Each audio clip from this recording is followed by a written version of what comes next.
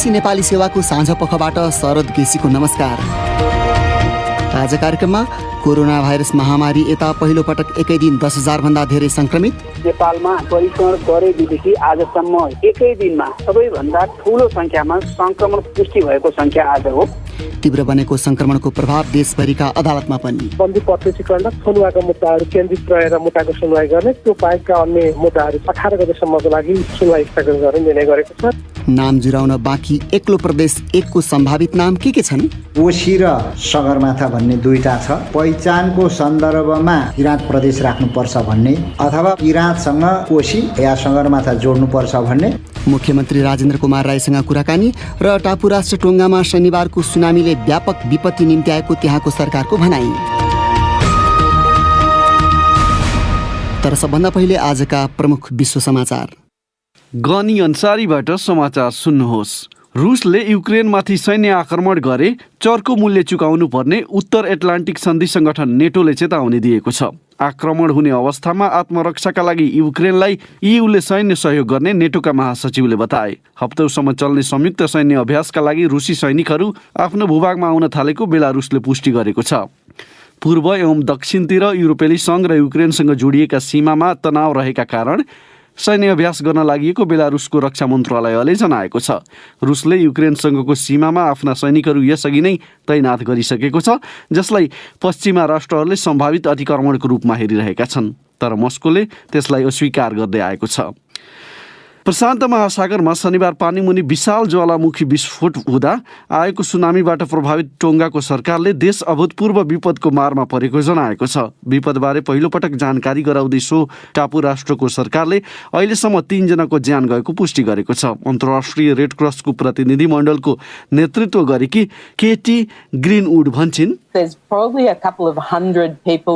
खास गरी प्रत्येकमा 100 जना फँसेको भनिएका 2वटा टापुबारे हामी धेरै चिन्तित छौँ। त्यहाँ भएका वास्तविक क्षतिबारे हामीलाई थाहा छैन, तर विवरणहरूमा जनाइए अनुसार ठुलो स्तरमा क्षति भएको छ। अन्तर्राष्ट्रिय रेड क्रसको प्रतिनिधि मण्डलको नेतृत्व गरेकी केटी ग्रिनवुड कतिपय दुर्गम टापुमा घरहरू पूर्ण रूपमा ध्वस्त भएको र 1 वा 2वटा बाँकी रहेको टोङ्गा सरकारले जनाएको छ। ज्वालामुखीबाट निस्किरहेका खरानीका कारण सहायता प्रयास प्रभावित भएका छन्। मुलुकको प्रमुख विमानस्थलको रनवेबाट ज्वालामुखीका खरानी हटाउन 200 जना स्वयंसेवक लागि परेका छन्। टोङ्गासँग बाँकी विश्वसँग सम्पर्क माध्यमको रूपमा पानी मुनि रहेको एकमात्र केबल सञ्जालमा समस्या उत्पन्न भएपछि सम्पर्क स्थापित हुन सकिरहेको छैन।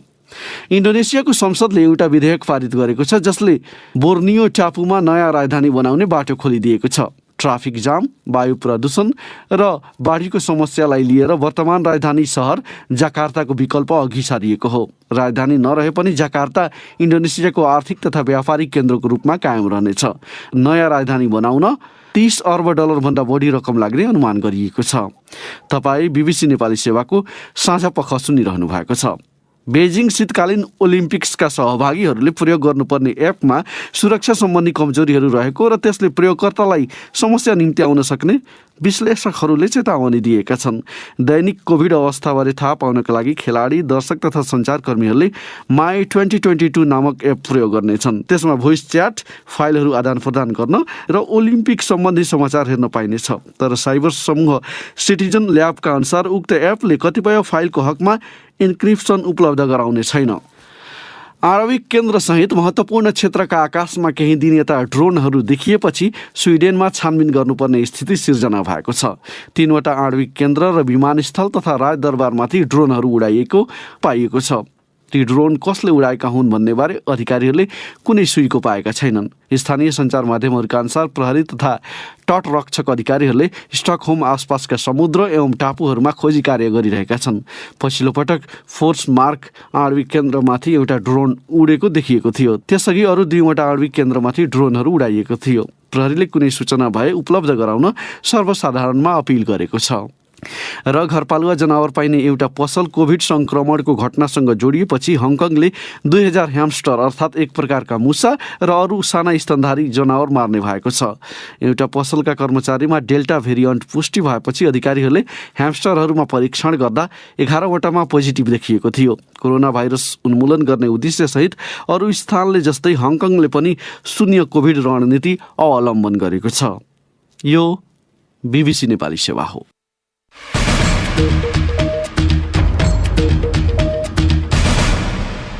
साँझपखमा तपाईलाई स्वागत छ। नेपालमा कोरोना भाइरसको महामारी सुरु भए यता एकै दिन सबैभन्दा धेरै संख्यामा मानिसहरू संक्रमित भएको सरकारले जनाएको छ।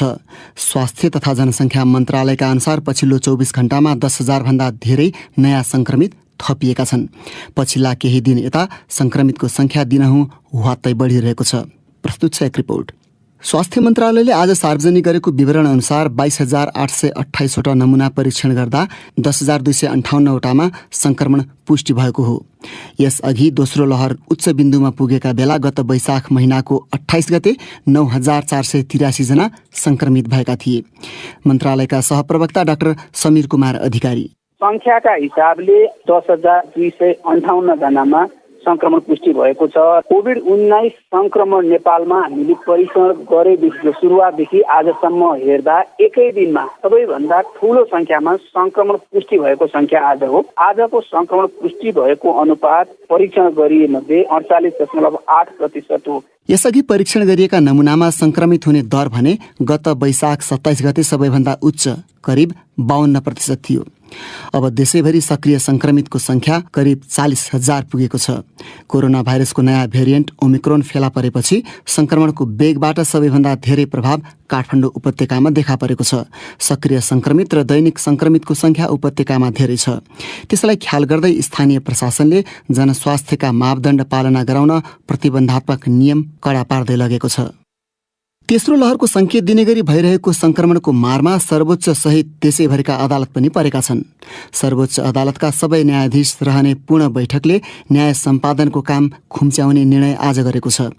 न्यायाधीश, मुख्य रजिस्ट्रार सहितका कर्मचारीमा संक्रमण पुष्टि भएपछि जोखिम कम गर्ने उपाय स्वरूप त्यस्तो निर्णय लिएको बताउँदै सर्वोच्चका प्रवक्ता बाबुराम दाहाल सामान्य प्रधानज्यूले बोलाउनु भएको बैठक हो। कोभिडको कारणले उहाँहरू एकै ठाउँमा नगरेर सामान्य प्रधानज्यूले आफ्नै कार्यकक्षमा तर सम्बन्धित न्यायाधीशहरूले आफ्नै च्याम्बरमा बसेर निर्णय गर्नु भएको हो र आज भएको निर्णय अनुसार बन्दी प्रत्यक्षीकरण र थुनुवाका मुद्दाहरूलाई केन्द्रित रहेर मुद्दाको सुनवाई गर्ने, त्यो बाहेकका अन्य मुद्दाहरू चाहिँ हाललाई चाहिँ 18 गतेसम्मको लागि सुनवाई स्थगन गर्ने निर्णय गरेको छ। त्यसै गरी मातहत जिल्ला र उच्च अदालतहरूको हकमा स्थानीय परिस्थिति आवश्यकता हेरेर जोखिमको अवस्था समेत हेरेर आफै चाहिँ निर्णय गर्न सक्ने गरी जानकारी गराउने भन्ने निर्णय पनि भएको छ। उच्च र जिल्ला अदालतमा पनि थुप्रै न्यायाधीश र कर्मचारीहरू संक्रमित भएको बताइएको छ।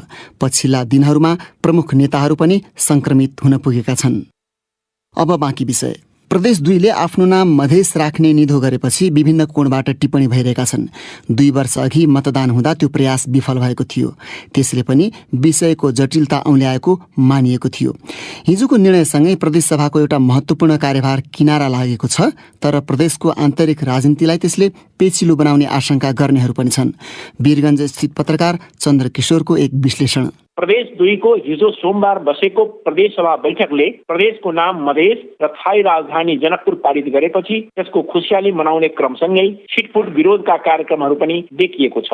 प्रदेश सरकारले मधेस प्रदेशभरि आज सार्वजनिक विदा दिएर त्यो ऐतिहासिक भनिएको निर्णयको सम्मान गरेको छ। लामो समयदेखि थातिरहेको यो विवाद टुङ्गो लगाउन नसकिरहँदा प्रदेश 2 सरकारको आलोचना हुँदै गरेको थियो।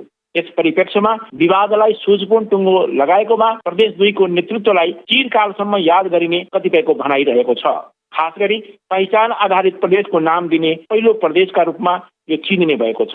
त्यसै गरी कतिपयले प्रदेशको नाम सांस्कृतिक र धार्मिक पहिचान झल्किने गरी मिथिला वा जानकी नराखिँदा एउटा प्राचीन सभ्यताको परिचयलाई समाप्त पारेर मधेस नामाकरण गरिएको दुखेसो पोख्दछन्। तर प्रदेशको नामाकरणसँग सहमत हुनेहरू 3 पटकसम्म चलेको मधेस आन्दोलनले सम्मान पाएको दावी गर्छन्। आखिर मधेस आन्दोलनका बखत मधेस सरकारको परिकल्पना बृहत जनसमुदायबाट प्रकट भएको थियो। यतिखेर पर्सादेखि सप्तरीसम्मको 8 जिल्ला समेटेर रहेको प्रदेश 2ले अबदेखि आफूलाई मधेस प्रदेश भनेपछि निकट विगतको आन्दोलनमा मधेस भनेर दावी गरिएको तराईका 22 जिल्ला मध्येका बाँकी हिस्साको राजनीतिक पहिचान के हुनेमा स्थानीय केही बुद्धिजीवीहरूले अभियान नै छेडेका छन्। निर्णयका पक्षधरहरूले मधेसको राजनीतिक सीमालाई खण्डित गर्ने काम त संविधान निर्माती शक्तिहरूले पो गरेको गुनासो गर्दछन्। उनीहरू प्रदेश 2 को नाम मधेस प्रदेश भनिए पनि बाँकीका ठाउँहरूको राजनीतिक अस्मिता नमासिने दावी समेत गर्दछन्। अहिलेको निर्णयबाट नेपालभित्र मधेस छ भन्ने एकातिर स्थापित गर्दछ भने अर्कातिर मधेसलाई सँगसँग अभिन्न रूपमा जोडिरहन सघाउँछन् भन्ने धारणा राख्नेहरू पनि कम छैनन्। त्यसै गरी कतिपय शहरका आस्थानियतावादीहरू आफ्नो शहरको भविष्यलाई लिएर चिन्ता प्रकट गर्न थालेका छन्। तिनीहरूका जायज सवालहरूको सम्बोधन गर्ने अभिभारा फेरि पनि मधेस सरकारकै काँधमा आइपुगेको छ। नजिकै गरेको स्थानीय सरकारको निर्वाचनको सन्दर्भमा चुनावी राजनीतिक लाभहानि हेरेर विवाद चर्काइँदै गरिएको कतिपयको ठम्याई समेत छ। प्रदेश 2 सरकारले जसरी नाम र राजधानीको टुङ्गो लगाएको छ, यसले नेपालमा प्रादेशिक अभ्यासलाई एउटा नयाँ आयाम दिएको छ भन्ने जानकारहरू बताउँछन्। BBC नेपाली सेवाका लागि वीरगञ्जबाट चन्द्रकिशोर। अब 7 प्रदेशमध्ये नाम तोक्न नसक्ने एक्लो रहन पुगेको छ प्रदेश 1। शेरधन राई मुख्यमन्त्री छँदा सहमतिमै राजधानी विराटनगर आसपासका क्षेत्र समेटेर बृहत विराट क्षेत्र तोकिएको थियो। तर 4 वर्ष बित्दा तेस्रो मुख्यमन्त्री बने पनि नामको टुङ्गो छैन। विराटनगर स्थित हाम्रा संवाददाता विक्रम निरौलाले त्यसको कारण सोधेका थिए मुख्यमन्त्री राजेन्द्र कुमार राईलाई। अघिल्लो सरकारले यसको पहल कदमी नलिएको हुनाले अहिलेसम्म तानेर आयो। अब हामीले चाहिँ भर्खर मात्रै जिम्मेवारी पाएका छौँ। अब हामी यसलाई अगाडि बढाउँछौँ। अब संसदले छिनोफानो गर्ने भएको हुनाले हामी आइसकेपछि संसद बसेको छैन। संसद अब यो माघको 20 गतेको आसपासमा हामी बोलाउँछौँ। त्यसपछि यसलाई छलफल गरेर हामी टुङ्ग्याउँछौँ। नामाकरणको विषयमा अरू दलहरूसँग आन्तरिक छलफल भएको छ छैन? अहिलेसम्म औपचारिक रूपमा चाहिँ छलफल भएको छैन। तर अहिले कस्तो भयो भने संसद नचलिसकेपछि सांसदहरू चाहिँ लाखापाखा हुने, यो विराटनगर राजधानी छोडेर अलिकति छरिने भएको हुनाले पनि हामीलाई छलफल गर्नु त्यति सुविधा छैन। अब हामी औपचारिक रूपमा नै सरकारको तर्फबाट कुनै मन्त्रीलाई जिम्मा लगाएर नै यो छलफललाई हामी अगाडि बढाउन खोजिरहेका छौँ। सम्भवतः आउने क्याबिनेटबाट हामी कुनै मन्त्रीलाई यो संयोजन गर्ने जिम्मा तोक्छौँ र अब हिउँदे अधिवेशन 20 गतेको आसपासमा सुरु हुँदाखेरि हामी एउटा निचोडतर्फ पुर्याउनेतर्फ नै लाग्छौँ। यो अहिलेको हिउँदे अधिवेशन जुन अब बोलाउन लाग्नु भएको छ, नामाकरणको टुङ्गो लाग्छ पक्का पनि? एउटा सहमति खोज्ने हो हामीले सकेसम्म। सहमति खोज्दाखेरि सहमति भयो भने सकिएको हो, नभए हामी प्रक्रियाबाट पनि टुङ्ग्याउने नै प्रक्रियामा हामी जान्छौँ। जस्तो तपाईँ त एउटा सामान्य बहुमतको एउटा सरकारको नेतृत्व गर्नुभएको छ। 2/3 चाहिन्छ यो नामाकरणको लागि पनि पास गर्नलाई। 2/3 पुर्याउनेको हिसाबले दलीय रूपमा नेतृत्वहरूसँग छलफल भएको छैन। अब यो सरकार बनाउने सन्दर्भको बहुमत र अल्पमतको कुरा हो। नामको चाहिँ छुट्टै विषय भएको हुनाले त्यहाँ छुट्टै खालको फेरि ध्रुवीकरण सहमति असहमतिको कुरा हुन्छ। अहिले हाम्रो साथमा नभएका दल पनि नामको सन्दर्भमा हामीसँग आउन सक्नु होला, अथवा नामको सन्दर्भमा गठबन्धनमा रहेका दल पनि प्रतिपक्षसँग मिल्न पनि सक्ने त्यो सुविधा पनि हुने भएको हुनाले अहिलेको बहुमत अल्पमतको कुराले खासै फरक पर्दैन। अहिलेसम्म छलफलमा आएका अथवा माग भएका यो प्रदेशको नाम चाहिँ के आएका छन्? मोटो रूपमा 2 भागमा बाँड्न सकिन्छ। एउटा सभ्यता सहितको पहिचानको कुरा छ, एउटा चाहिँ अब यो प्राकृतिक चिजहरू खोला नाला हिमाल पहाड यस्तोसँग जोडेर राख्नुपर्छ भन्ने यो 2 खालको नामहरूको चर्चा छ अथवा पार्टीहरूको धारणाहरू छ। प्राकृतिक चाहिँ चिजहरूको सन्दर्भमा कोशी र सगरमाथा भन्ने 2टा छ। त्यसपछि पहिचानको सन्दर्भमा एकल पहिचान किराँत प्रदेश राख्नुपर्छ भन्ने, अथवा बहुपहिचानको सन्दर्भमा किराँतसँग कोशी या सगरमाथा जोड्नुपर्छ भन्ने र अलिकति केही किराँतसँग लिम्बुवान पनि जोड्नुपर्छ भन्ने यिनै कुराहरू चाहिँ छन्। भनेपछि अहिलेको यो हिउँदे अधिवेशनबाट प्रदेश 1ले नाम पाउँछ। 2/3 सङ्ख्या चाहिने भएको हुनाले सजिलो त छैन, तर पनि 4 वर्षसम्म यो टुङ्गिन सकेन। अबको सरकार चाहिँ त्यसरी बस्दैन। अहिले हामी सङ्ख्यामा पार्टीगत रूपमा सानो भए पनि हाम्रो सरकारको बहुसङ्ख्या छ, त्यसमा केही सङ्ख्या थपियो भने यो पुग्छ पनि। सरकारले अब नेतृत्व लिन्छ, सहजकर्ताको रूपमा पनि, छलफल गराउने रूपमा पनि र संसदमा यसलाई प्रवेश गराएर टुङ्गो गराउने रूपमा पनि। पहिला चाहिँ प्रक्रिया आरम्भ भएन भने अहिले चाहिँ प्रक्रिया आरम्भ हुँदाखेरि सम्भवतः अब धेरै कुर्नु पर्दैन होला। अब बाहिरी आवाज माग र समय गुज्रेको हिसाबले पनि यस विषयमा हामी चाहिँ अत्यन्तै संवेदनशील भएको हुनाले हामी यसमा अब ढिला सुस्ती गर्दैनौँ, यसमा हामी निष्क्रिय बस्दैनौँ। पहिला चाहिँ नामाकरण गर्न नसकेको असफलताको जुन एउटा आरोप थियो अघिल्ला सरकार अघिल्लो मुख्यमन्त्रीहरूलाई, यो आरोपबाट चाहिँ तपाईँ मुक्त हुनुहुन्छ यसपालि? त्यो पहिला विवाद भएर नाम नटुङ्गेको होइन, छलफल नै नगर्ने कुरा चाहिँ गरेको हो। त्यस कारणले अब छलफल गर्दाखेरि टुङ्गिन्छ होला भन्ने लाग्छ। अब हामी चाहिँ छलफल गराउने, सहमति भयो भने सहमतिबाट गर्ने, होइन भने पनि प्रक्रियाबाट टुङ्ग्याउने, छलफलै गरेन नामै चाहिँ टुङ्ग्याएन भन्ने त्यो खालको आलोचना लान्छनाबाट चाहिँ हामी मुक्त हुन्छौँ भन्ने विश्वास छ। उनी थिए प्रदेश 1 का मुख्यमन्त्री राजेन्द्र कुमार राई, हाम्रा संवाददाता विक्रम निरौलासँग कुरा गर्दै। अब तपाईँकै प्रतिक्रिया र टिप्पणी प्रस्तुत गर्दैछन् साथीहरू रमा पराजुली र गनी अन्सारी। राष्ट्रिय दुग्ध विकास बोर्डले दुधको मूल्य प्रति लिटर 10 रुपैयाँ बढाउन सरकारलाई सिफारिस गरेको छ। कोभिड महामारीको मारमा परेका किसानलाई राहत पुग्ने गरी तथा प्रत्येक 2 वर्षमा मूल्य समायोजन गर्ने नीति अन्तर्गत यस्तो सिफारिस गरिएको उसको भनाइ छ। यसबारे तपाईँको धारणा के छ भनेर आज हामीले सामाजिक सञ्जाल फेसबुक र ट्विटरमा सोधेका थियौँ।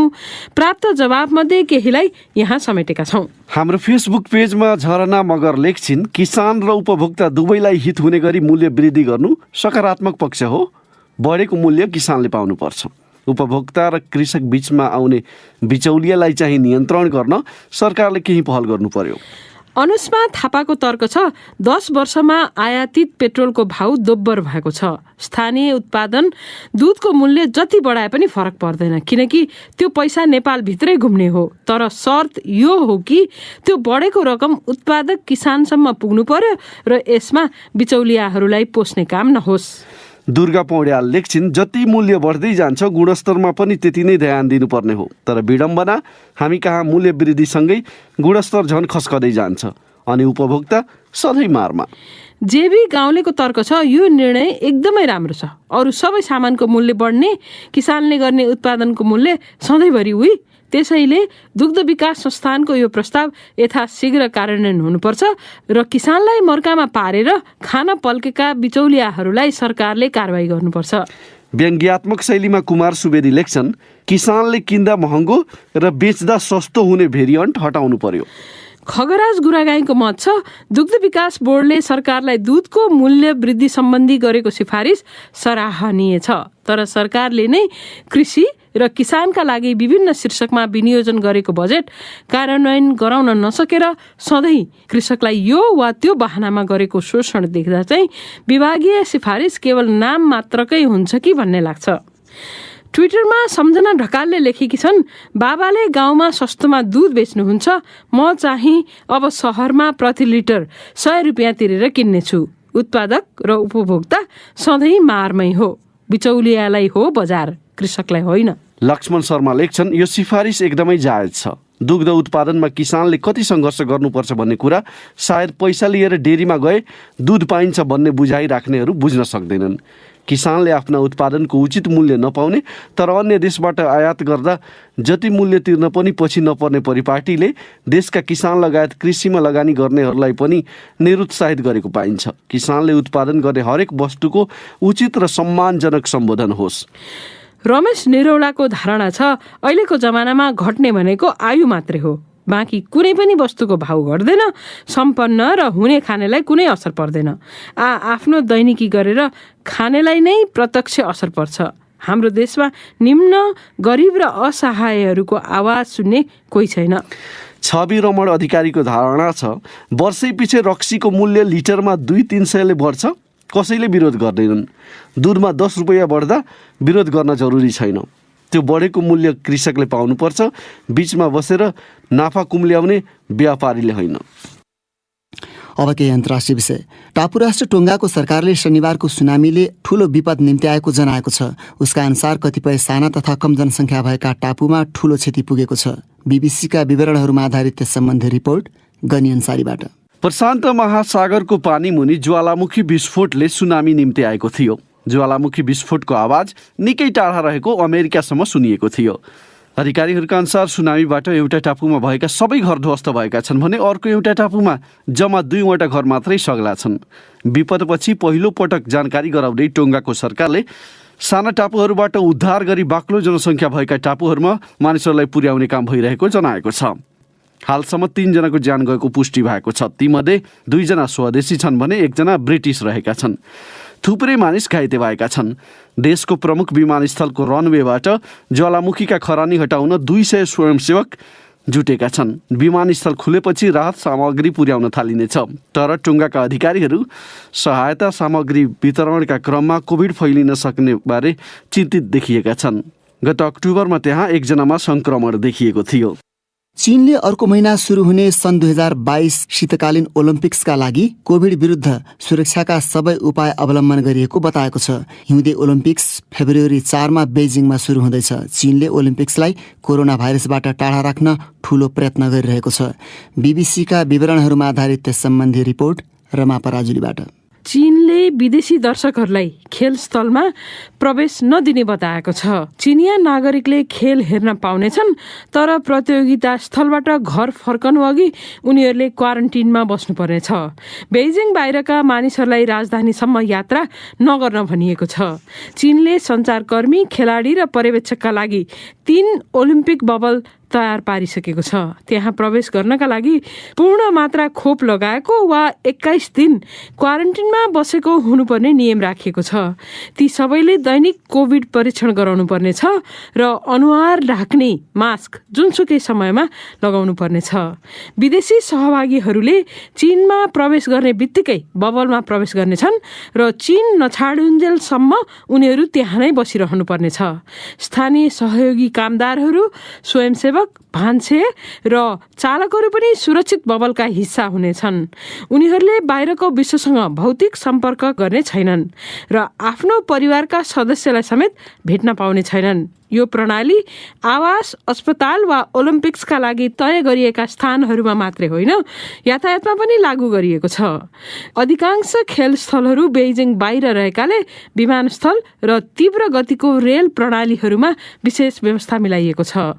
ओलम्पिकसँग जोडिएका सबै व्यक्तिहरूका लागि निश्चित गरिएका सवारी साधनमा विशेष किसिमको रातो चिन्ह अगाडि राखिएको छ। स्थानीय ट्राफिक निकायहरूलाई त्यस्ता सवारी साधनसँग दुर्घटना भएको अवस्थामा मानिसहरूलाई उनीहरूसँग सम्पर्कमा नजान सुझाव दिन भनिएको उल्लेख गरिएको छ। एउटाबाट अर्को सहरमा यात्रा गर्न वा कतिपय अवस्थामा एउटा टोलबाट अर्को टोलमा जान पनि बाध्यकारी रूपमा एकान्तवास बस्नुपर्ने व्यवस्था गरिएको छ। ओलम्पिक्स नजिकिँदै गर्दा चीनले संक्रमणहरू देखिएका सहरहरूमा लकडाउन लगाएको छ। लकडाउनको अवधिमा मानिसहरूलाई अस्पताल जाने जस्ता अत्यावश्यक कामका लागि मात्रै बाहिर निस्कन दिने गरिएको छ। प्रहरी र स्थानीय स्वयंसेवकहरूले निगरानी बढाएका छन् र नियम तोड्नेलाई कडा कारबाही गर्ने गरिएको छ। आम परीक्षण अभियान अन्तर्गत स्थानीय बासिन्दामा संक्रमण देखिएका उनीहरूलाई तुरुन्तै घर छाडेर क्वारेन्टिन केन्द्रमा पठाउने गरिएको छ। अत्यावश्यक बाहेकका सबै उद्योग धन्दाहरू बन्द छन् एवं खानेकुरा र अत्यावश्यक सामग्री आपूर्तिकर्ताहरूलाई मात्रै व्यवसाय सञ्चालन गर्न दिइएको छ। विद्यालयहरू बन्द गरिएका छन्। लगभग सबै सवारी साधनको आवत जावतमा प्रतिबन्ध छ। चीनले महामारी नियन्त्रणमा उल्लेख्य सफलता हासिल गरेको छ। सन् 2019 को अन्त्यदेखि चीनले कोभिडका कारण 4600 भन्दा केही बढी मृत्यु भएको पुष्टि गरेको छ। कोभिडका कारण अमेरिकामा 8,30,000 भन्दा बढी र युकेमा 1,50,000 भन्दा बढीले ज्यान गुमाएका छन्। प्रति 10 लाख जनसङ्ख्यामा यो आँकडा तुलना गर्दा चीनमा 3 जनाले ज्यान गुमाउँदा अमेरिकामा 2500 र युकेमा 2190ले ज्यान गुमाएका छन्। चीनमा महामारीको अवधिभर संक्रमितको दैनिक संख्या बिरलै 150 नागेको पाइएको छ। यी तथ्याङ्क सत्य भएकोमा शङ्का गरिन्छ, तर अरू देशको तुलनामा चीनमा संक्रमण र मृत्युदर दुवै कम भएको प्रष्ट देखिन्छ। चीनको नेसनल हेल्थ कमिसनले अहिले देशको 85% जनसङ्ख्याले पूर्ण मात्रा खोप लगाइसकेको जनाएको छ। व्यक्तिगत स्वतन्त्रता र अर्थतन्त्रमा जस्तो सुकै मूल्य चुकाउनु परे पनि शून्य कोभिड नीतिमा कायम रहने चीन लगभग एकमात्र देश बनेको छ। अन्तिम प्रसङ्गमा अब सुन्नुहोस् हाम्रो साप्ताहिक प्रस्तुति विकल्पको बाटो।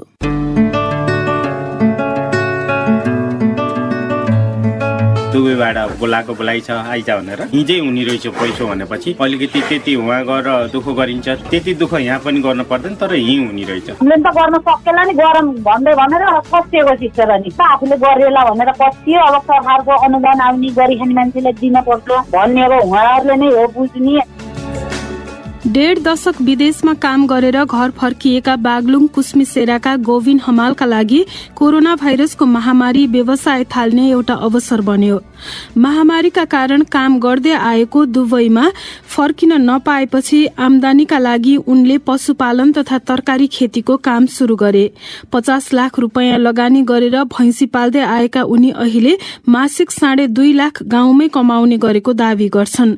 विदेशमा परिवार बिना गरेको दुःखको दाँजोमा अहिले घरमै बसेर भइरहेको आम्दानी उनलाई दुःख अनुसार सन्तुष्टि दिने खालको भएको भन्ने लाग्छ। घर परिवारको सहयोगमा थालेको व्यवसायलाई थप बढाउँदै लैजाने सोच बनाएका हमाल अहिले गाउँमै अगुवा कृषकको रूपमा स्थापित हुँदै गएका छन्। सकारात्मक प्रयासको चर्चा गरिने साप्ताहिक विकल्पको बाटोमा उनले गर्दै आएको कामको चर्चा गर्दैछिन् बागलुङबाट रबिना बोहरा आफ्नो यो रिपोर्टमा। 15 वर्षदेखि दुबईमा रहेर काम गर्दै आएका जैमनी नगरपालिका 1 कुस्मी सेराका गोविन हमाल अहिले पशुपालन तथा कृषि खेतीमा व्यस्त छन्।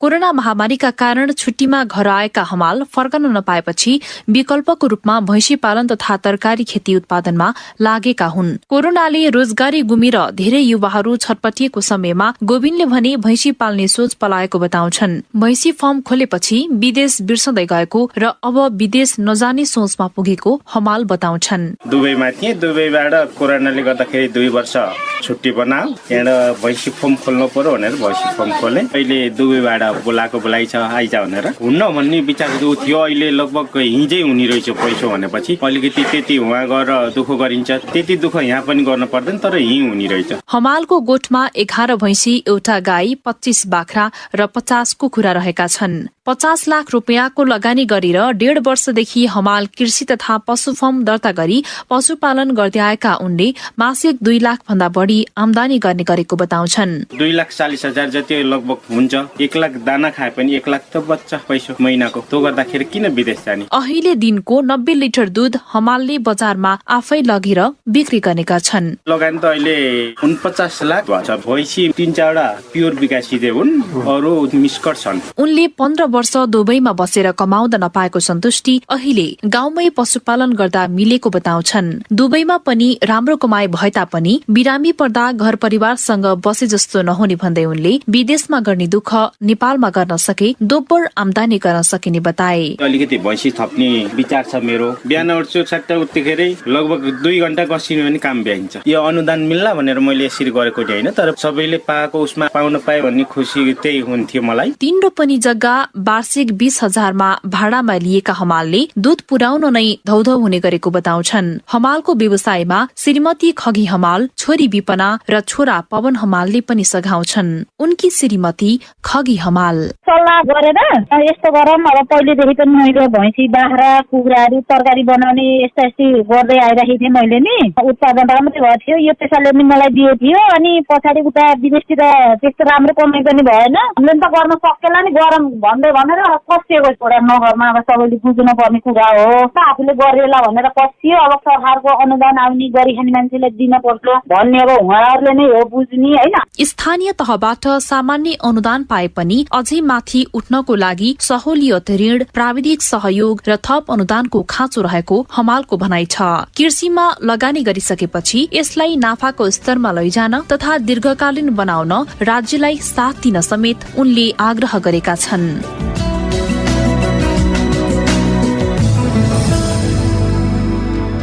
त्यो थियो रविना बोहराको रिपोर्ट।